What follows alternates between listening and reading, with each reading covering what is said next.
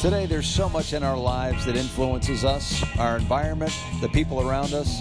Sometimes we don't even know what's influencing us, and that's what we're here to talk about. Welcome to the Influence Today podcast with Chet Tart and Terry Lyles. Welcome to another episode of Influence Today with Chet Tart and Terry Lyles. Hi, Terry. How you doing? Great to be here, Chet.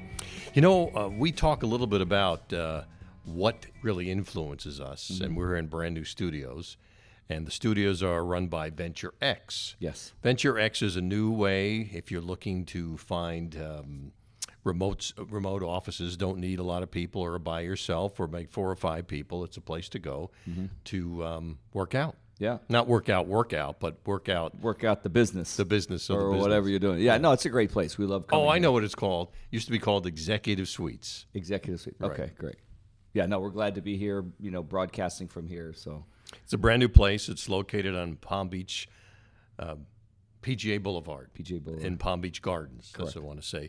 And they're national too. So Right. people that are picking this up, nationally, internationally, there's other facilities like this. You can, Google them and find out where they are. But if you're in Palm Beach Gardens, just cross over the bridge, go to PGA National, cross over the bridge by the waterway, and on the other side, on the right-hand side, you can't miss it. Yeah, it's a great place to be.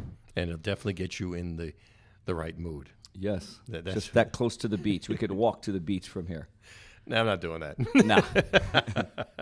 Well, let's talk a little bit about stress. Your new book is coming out here any minute now. Yeah, I'm hearing it's June. I did my final edits this week and got it in, so that was stressful in itself. So I'm glad that's out of the way. It's How did another you couple of hundred how pages. did you handle that stress? You just do it. It's just it's like being in school. You just have to lock and load. They gave me a deadline, and you just back up and hope you hit it. And I did. I got there, just right at the end of the deadline. But it's a lot of work. People have never done a book before. I was going to ask you, if you've never done the book, what does that mean to do a final edit? Oh, my goodness. This is probably the 6th, 7th this year I've done it, because this book is like 2 years old, and I switched publishers, so then we changed it again. We cut it down, and we just went through a whole other process. So when I go back through final edits, an editor will make suggestions. Like they may say, let's move this paragraph to this chapter because it leads in better than in this place. Oh, really? Yeah, so it becomes a construct issue. We've already gone through all the grammar issues, the spell check. Those are 1st, 2nd, 3rd, 4th, 5th edits. So we're into the finals now, which is like an overall view. Make sure it all flows right, make sure it's set up correctly. But still, it's 200 pages, 196 pages of editing. So it takes a while to go line by line again. I read it so many times, it's like, this is why you say, wow, you kind of know what you're doing. It's like, I don't know anything else. I read this stuff every day, and I wrote it. That's awesome. So when you look at it and you do the final editing like that, do you also say, this is not pertinent, or this sentence doesn't follow this too well? Yeah, and I do actually, but I really rely on the editing team. Southwestern Publishing is the one doing my group. They're 180 years old. They're the oldest publisher in America. So they're great. They know what they're doing. So I have 3 different editors that I respond back to in one document. So I really trust their judgment. They're professional editors. I write. So I bear the right from a construct standpoint, messaging standpoint. But if they say, look, we think this fits better here, I rarely even give them any feedback, because that's their job. And I think this is where we handle stress positively and negatively. I'd stay in my lane. I wrote it. I'm the content provider. I'm the author. But that doesn't mean everything I say or think is absolute. There's other people that go, wow, this could have been a great read if you'd have just done this. I want that feedback, because I want it to be a great book. What does it take to be a great read if they do this or that? What are the things they see? This is almost like self-awareness. It is. I am training the Palm Beach police, and they look at things outside differently than we look at things outside, and it just makes me more aware. My life, I look at certain things I'm aware, but this is pretty interesting. So they're looking at your book, you're aware of the content, and they say, this would follow this one a lot better. Sure. All of a sudden, you've been blind to that, correct? Well, yeah, because you can become myopic to what you know so well. It's so easy to get lost in the woods, of like the forest and the trees kind of analogy. Yeah, right. Yeah. So I've been writing for years. This is all I've been teaching for 25 years. But it doesn't mean I know the exact. Plus, readers attention span has changed over the past decade. In what way? Well, it's shorter. I mean, people won't even, a small percentage of people even read an entire book. Mm-hmm.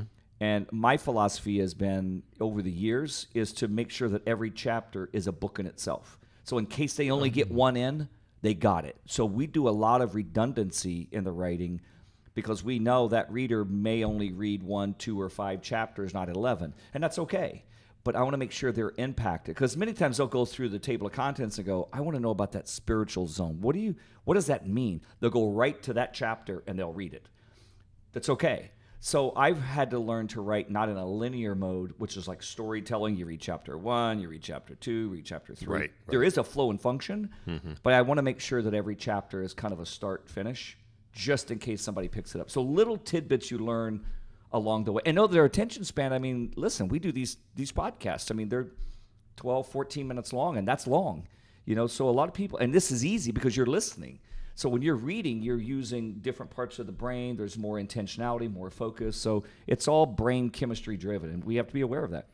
You have just answered a question for me, because I'll buy a book. I'll never finish the book because I feel that they repeat themselves. They had to repeat themselves 4 times just to write a book. And that's why. And that's why I feel like, I got it. I Well, got then it. you got the 4 great chapters then, because they got you there and you went to them. I went to them, I underlined them, I got it, and I look at another page and go, I just got this. And why are they writing it again? Well, and that's because redundancy is the key to learning. You just don't hear something one time. You'll hear it 10, 15, 20 times before it gets logged into the system. It's like we talk about on this show. You wake up one day and you say, I'm going to make a behavioral change, and I'm going to change today. Yeah, good luck. Yeah, you're going to start today, but you're going to have to start it every day for probably 2+ months. And that was one of the chapters I had that they were questioning, is how long does it take to change a habit? Because you can actually Google anything in the world and they'll give you an answer, but they'll give you 10 different answers. And I'm like, look, based upon my experience, this is what it takes. So it's really interesting, and it's not an encyclopedia. Like everything is exact function, form. There's a flow in it, and it's making sure that the reader can follow it and that it hits them. It's like what I do on stage. If I'm in front of people, I want to make sure that just a few things happen. Number one, they connect to the material, which is me spewing out the material, but making sure they get the message. Number one. Number two, to make sure they laugh. Number 3, make sure they cry. And number 4, make sure they contemplate why they were there that day and walk out of there and do something with something I said. Well, this has been a very interesting podcast. We're way off the topic, but I want to stay on this topic for a second. Sure. So you write a book, someone edits the book, you're on stage speaking. Let's say that somebody wants to get on stage speaking. Did you have a coach to help you? Did I? Yes. I sure did. Yeah, Okay. I was like 21 years old. It was an old country preacher. Actually, was one of my first speaking coaches. I was in a church, actually. What was the clues they gave you to be better? One of the things that always, and he was like 80 years old at the time, and I was 21. I sat under him for 3 years, and I learned so much from him. But one of the things he said to me that sticks to me this day is he says, it's okay to use notes. Okay? Use your notes. Don't let your notes use you. Mm-hmm. In other words, have an idea of where you're going to go. If you deviate, it's okay, because it's probably what the people needed to hear versus what I thought they needed to hear. So you have to trust, the influence inside of us, the inspiration inside of us, because every keynote or training I do, there's different people in the room. I could tell the same story the same way every time, but what leads into it, when it comes out of it, may differ, and sometimes I don't even know why. And all of a sudden I'll be up there speaking, and this other example comes up, and I just go, hey, and I roll with it. Because I believe someone there needed that story in that audience that day. And who am I to question what God, the universe itself, can speak where I can't see? Right.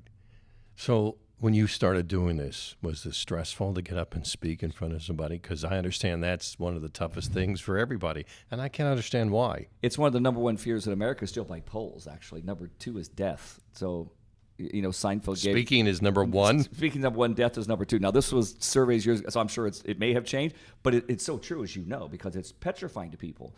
I remember Seinfeld said one time, he goes, look, that's kind of like... He goes, that doesn't make sense to me, because he's got a mic in his hand, he's on stage in front of thousands of people. He goes, that means if you go to a funeral, you'd rather be in the casket than doing the eulogy. He goes, that's pretty stressful. Yes, yes. Okay, so... It is a tough thing. And yes, I was stressed at first, but I wasn't stressed by what I learned or what I knew. I was more concerned about what they might think of me. And that was another thing.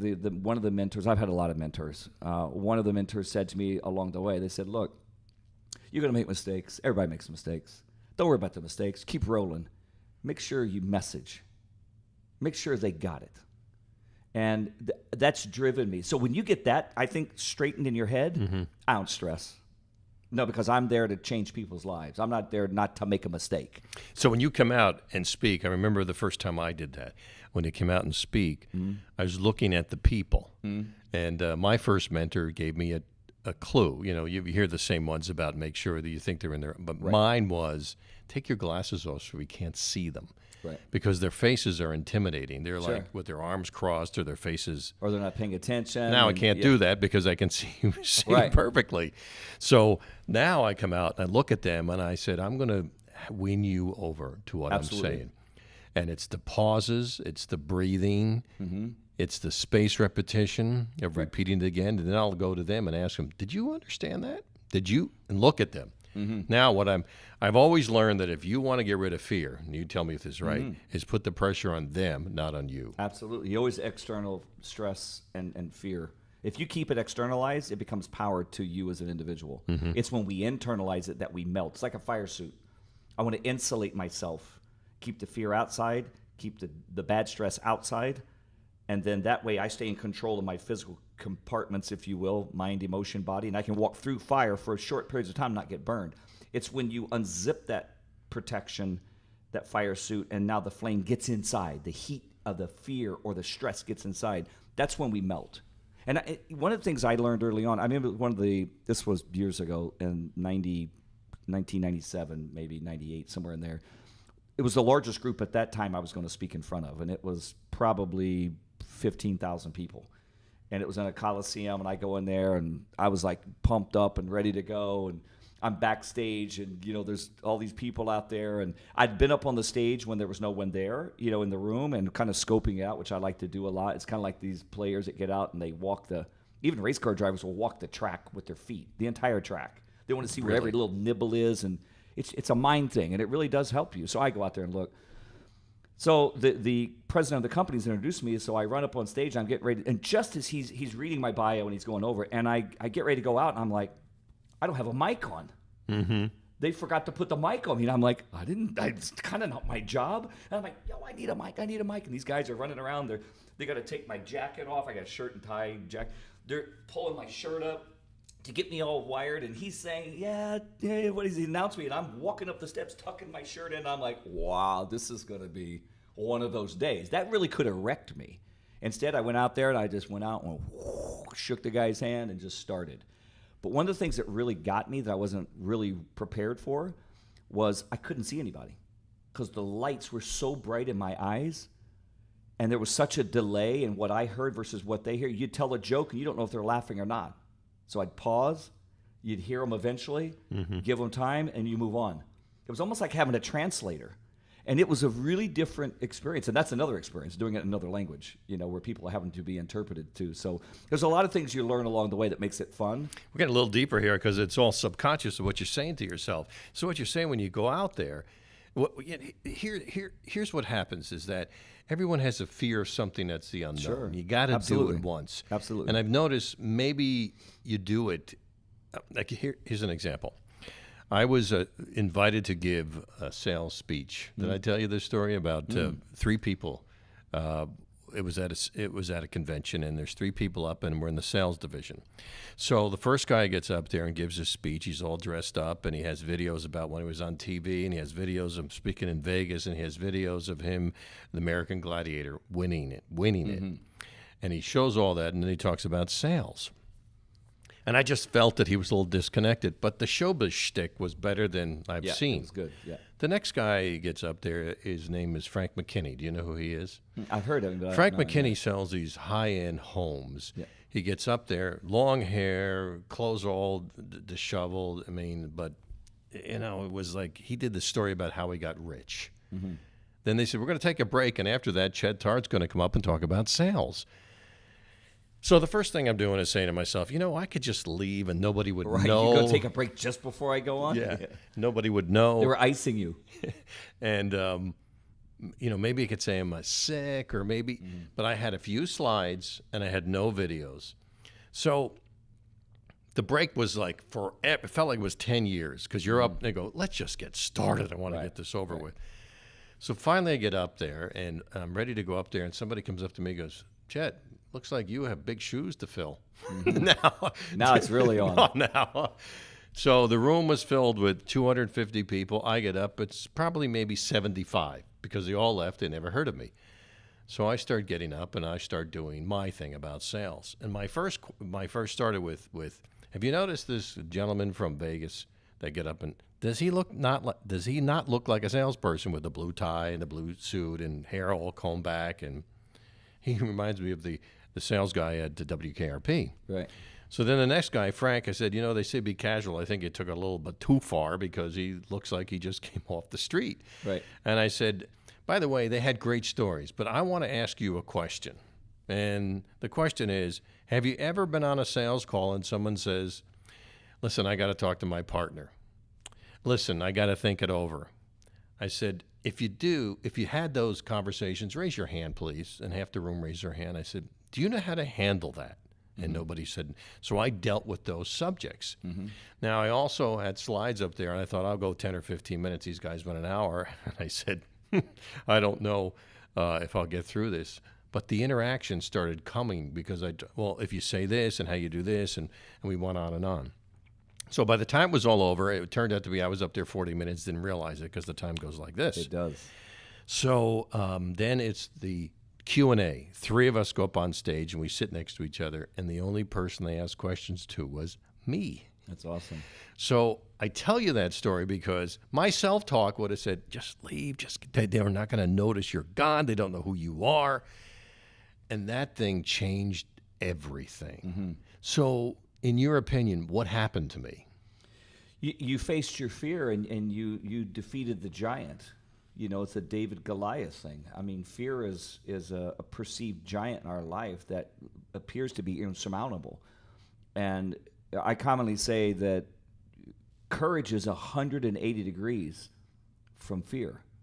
So there's no such thing as no fear or the absence of fear.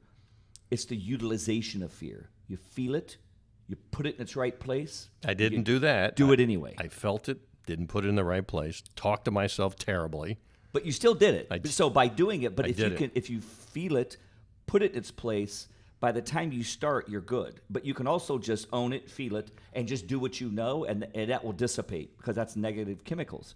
And especially if you know your material. You have to know your material. You have to know what you're talking about. If you don't know your material, you don't know what you're talking about. Well, that's what I did. That's a bigger problem. I used the material, so I knew, and these guys were giving stories. Right. Now, the side effect from this convention is that till this day, this was 5 years ago, to this day I have people say, hey, that was the best, you were the best at that. And I still hear that because I'm using your material. And I had made 2 good friends that came up and talked to me afterwards we just became friends. That's awesome. So if for some reason you're into this, let's call it fear, break through the fear because you have no idea what's on the other side. And what could be the worst thing that could happen? I would have made a fool of myself and you would have forgot everything I said. But I happen to do well, and they remember that. Sure. Well, and it's one of the concepts I have in the books I write, and I use this multiple times because it's so true. It's failing forward, and I'll make mistakes. Everybody makes mistakes. I just want to make sure I fail forward. I fall forward because I'm 6 feet closer to my goal. I don't want to fail backward. I don't want to do the same thing over and over again, expecting a different result. I want to move forward. We will make mistakes. I will take feedback. I had unbelievable feedback when I started in corporate America because I had spoken in front of schools and churches and athletic clubs and funeral homes and you name it. I've spoken in basements. I mean, you name it. I did all kinds of things. First time I got in corporate, it was a different world, and I had to learn how to transition my stories and messaging to hit their hot spots. And so, like anything in life, if you're a student of your own influence and what influences you, you can learn anything, especially if you correct what is incorrect. If you keep doing the same thing over and over again, it's not only insanity, it's bad performance. Well, I want to give you some homework. We're about to leave, and I want to leave with two strong things. Is the homework of that if for some reason you have fear or some reason something scares you, what I do is self-talk and make sure the self-talk is positive. And what I put myself in the present. I am confident. That's correct. I am good at this. I will not fear. I will, you can just go on and on and on. So that's a great exercise. So that is mine. So what would you leave somebody with in this conversation about breaking through fear? I'll leave what my 5-year-old told me a week ago. This was powerful. Simple. He's afraid of the dark. He's 5 years old, right? So he goes through the house. He flips on every light. It looks like, a stadium for him to go get a drink of water from the other room. And one day he didn't do that. And I'm like, Brayden, you didn't turn all the lights on. And he came back and he has his water. And he's like, yeah, Dad. He goes, you know what? I'm not afraid of the dark anymore. You're not afraid of the dark anymore? What happened? He goes, the darkness is afraid of me. I don't need the lights. I was like, oh, that's a book. You know what I mean? It was just such a powerful And thing. you didn't teach him that? No, I can't teach that. I mean, he's 5 years old. Where did he get that? I have no idea. I have no idea. And I even asked him, like, I don't know. I mean, he doesn't know. I don't know if he heard it somewhere, if he read someone else's book, because I was kind of jealous it wasn't mine if he did. He read some child book and probably got it. But that's the mentality I have used, not verbally like he did, but I've always looked at it that light dispels darkness. Yes. Right? If this room is dark, it's because there's no light. If I walk in and illuminate it, whether it's a physical illumination or whether it's a spiritual illumination, I control that space because now I illuminated that space for what my message needs to be. Thank you, Terry. If they want to get in touch with you and learn a little bit more about stress and fear, sure. How do they do that? TerryLyles.com, TerryLyles.com. I just want to mention, too, I'm redoing some things now. We've got some new publications that we're going to give out. We'll talk about another day. But on the front of my website is a free PDF download of a stress recovery manual. It's a great 30-page manual you can get to anybody that's going through fear, tragedy, that's great. Recovery needs. So please visit the website, download that for you, and hopefully we'll hear from you soon. And if you really want to hear a very impactful podcast, go back to last week's podcast. That was incredibly powerful. Yeah, it was fun. It was just unbelievable. And we talked about performance, yeah. And we talked about who's going to win the Super Bowl. Right. Yeah. Yeah, and now we all know. Yeah. it's all performance. But the techniques were so powerful. When I left, I kept thinking about everything we talked about. I'm not going to tell you more about it. You got to go back and listen to the other podcast because it just takes off. And do you remember the title? I don't remember. Maybe it was Performance. Because we were talking about Performance Under Pressure was the title. Performance Under Pressure. Maybe they'll just have to listen to all of them to figure it out. But it's out there. It's the one before this one. Hey, I want to thank you for listening. And we're at a new location. It's called Venture X. They're all over the country. It's great places for you to be with people you know, and it's set up a little bit differently and much more contemporary than the old executive suites. Right. So if you're looking for a new place, it's Venture X. We are located on Palm Beach. I keep saying Palm Beach Lakes. It's at PGA Boulevard. We're located on PGA Boulevard in Palm Beach Gardens. Yeah, it's a lot of P's and B's and gardens. And it's all Palm Beaches and everything is the same. That's why we hate it here, right? We've lived here for decades. All right, guys, we'll catch you next week. Thanks for listening to another episode of Influence Today.